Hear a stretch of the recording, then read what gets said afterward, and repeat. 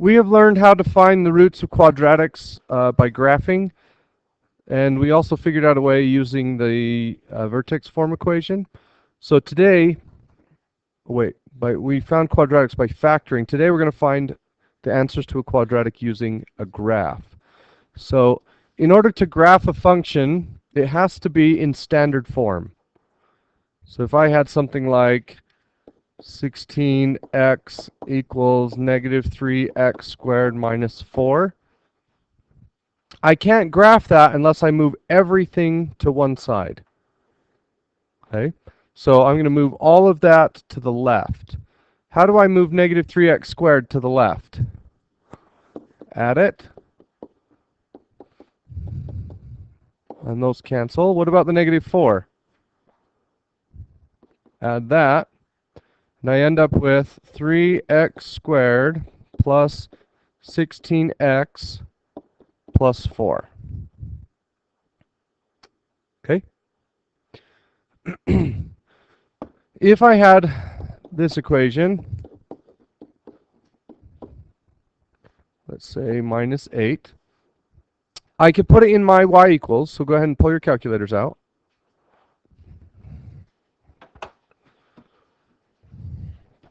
And type in x squared minus 6x minus 8.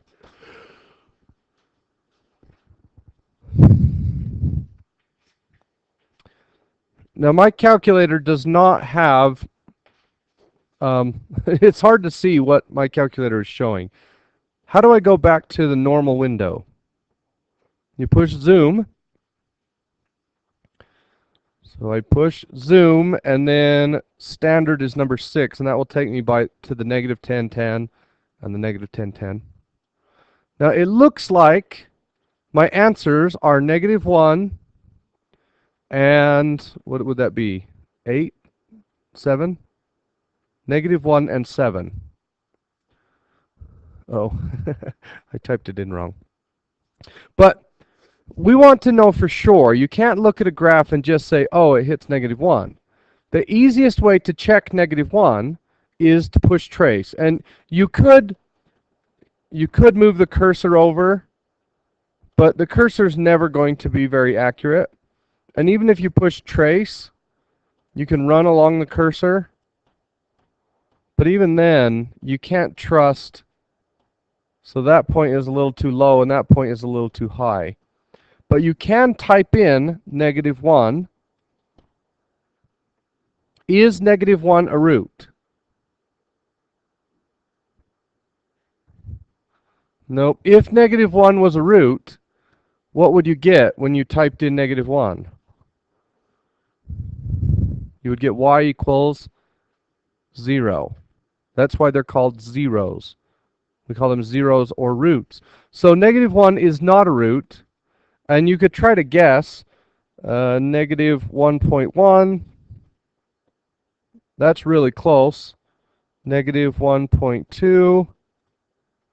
That's too far to the left. Negative 1.15. Oops. Negative 1.15. And I'm still not there. And you could keep guessing, and actually you'll never be perfect, no matter how many times you guess. Okay? Now what I meant to do was plus 8. We'll go back into your equation and change it to a plus 8.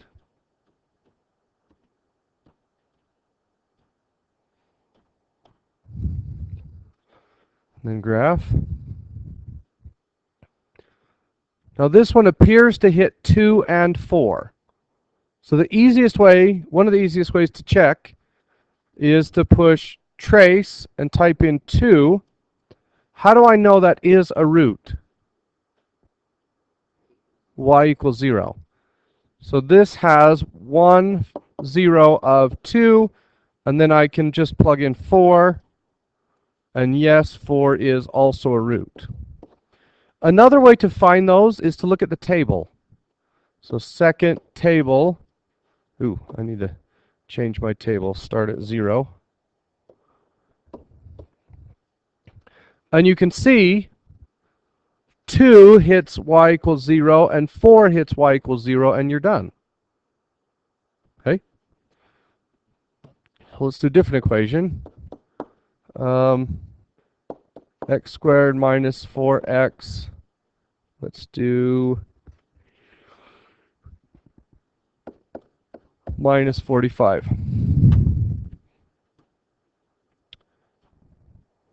X squared minus 4x.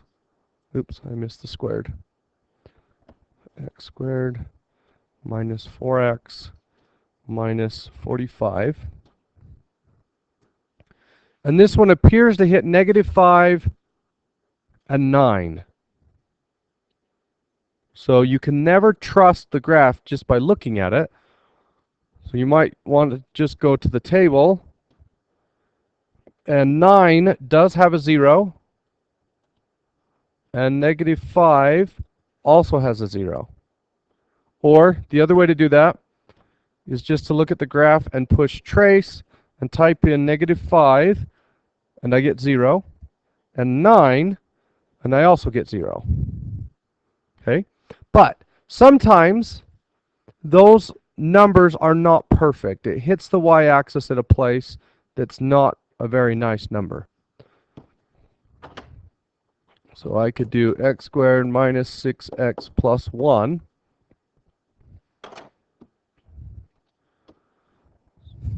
X to the second minus 6x plus 1.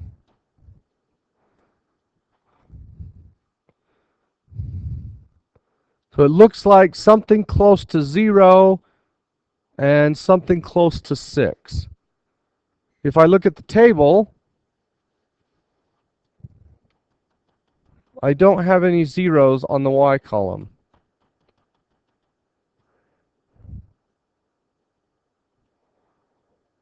Okay, so the lowest I get, the closest to 0 I get is 0, 1 and 6, 1. And if I were to try, if I typed in trace 0, I end up with 1. And if I tried to guess 6, I end up with 1. So you might say, what about 5.9? That's really close. 5.8 is off by just a tiny bit. 5.81. And you could keep guessing over and over and over, but actually you'll never be perfect. You'll never hit exactly on 0. So we need another way to find them. And it's similar to what we did with maximums and minimums. So above the trace button, you see the word calc. Second, calc. Which one of those do you think we're going to use? 0. We want to find the 0, so you push number 2. And it's going to ask you 3 questions. Left bound, right bound, guess. This root appears to be 6. What would be a good left bound?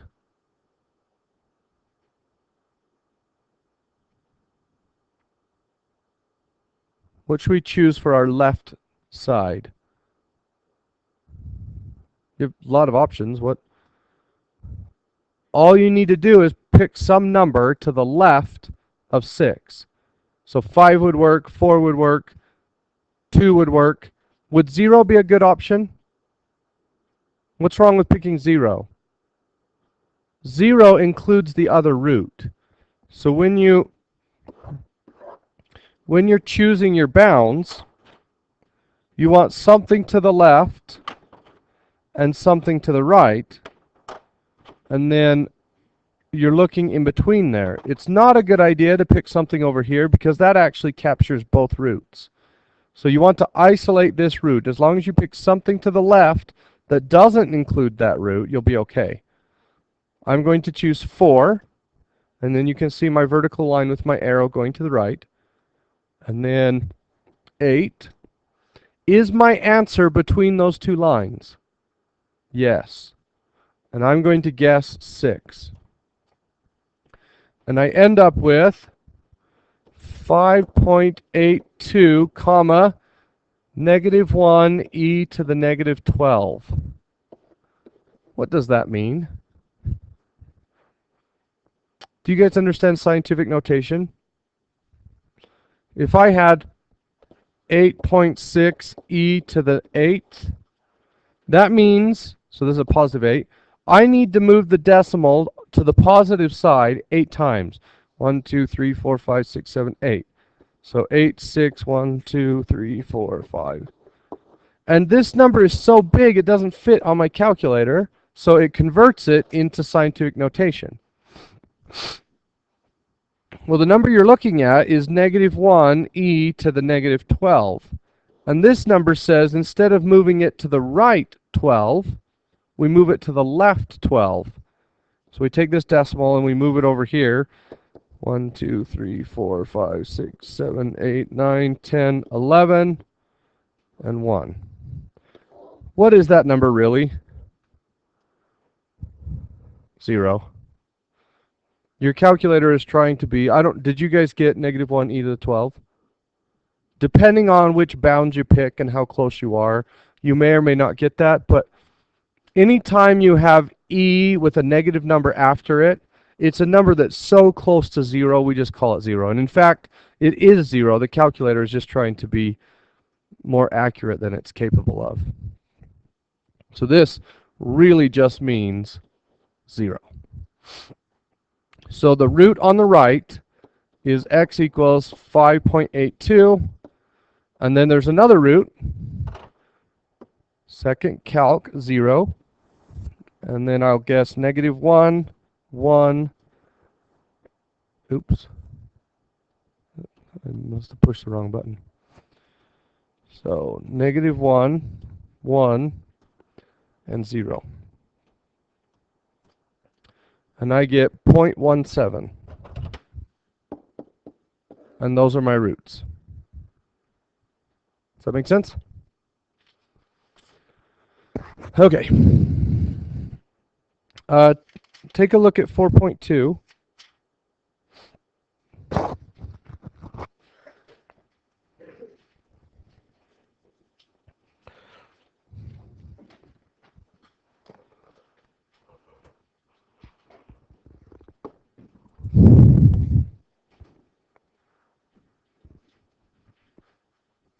In 4.2,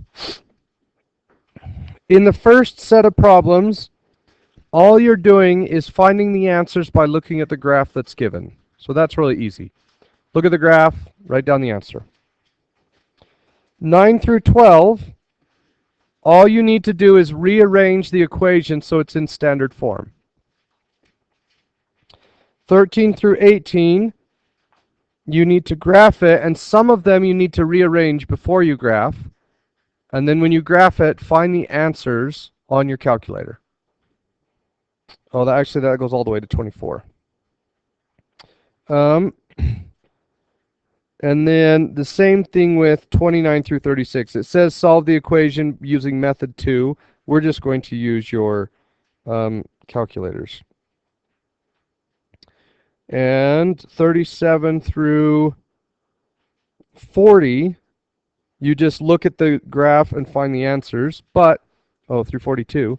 But look at number 43.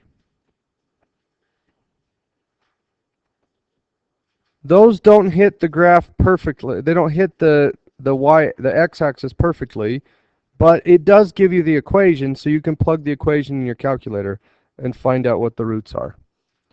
So your assignment for 4.2 will be 5 through